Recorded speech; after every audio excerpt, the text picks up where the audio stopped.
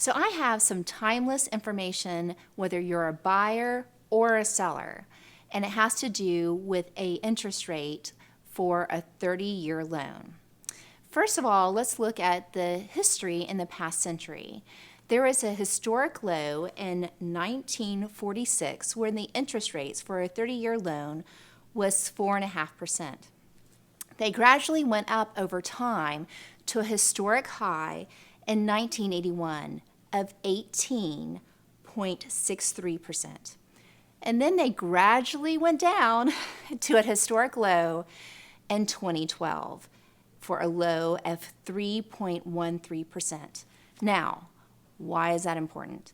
It's important to look at history to see how they go up and how they come down. They don't go up for a few years and come back down for a few years. They go gradually up over almost a 40-year period and then come back down over almost a 40-year period.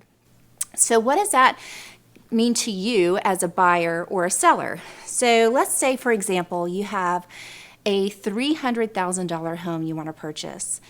And I can tell you right now, during the filming of this, it's during the coronavirus. And in this past couple of weeks, we've seen a change in the interest rates vary from 3.5 to 5.5. That's 2 points of interest rates just within the past week. So just wanted to share with you what that means in terms of your payment. Okay, so let's look at a mortgage calculator. You can pull it up in Google. The one I have right now is mortgagecalculator.org. You would plug in your home value of $300,000, and for down payment, you can put a dollar value or a percentage. So I'm putting percentage. I'm putting 20% down, and it will auto-calculate how much your loan amount would be. Then you put in the interest rate of 3.5%.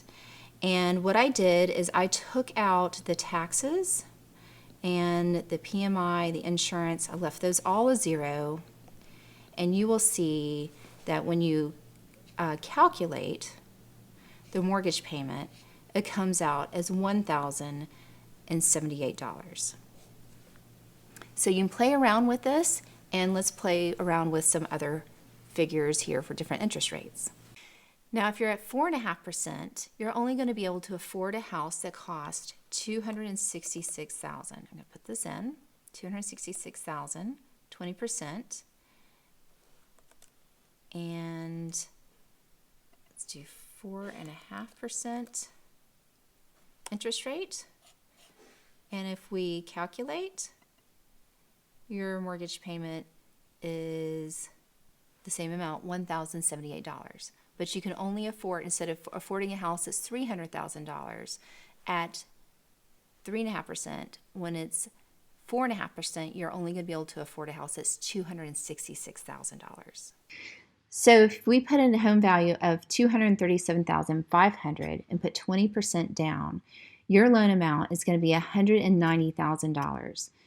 At the interest rate of 5.5%, when we calculate that, then your mortgage payment would be $1,078.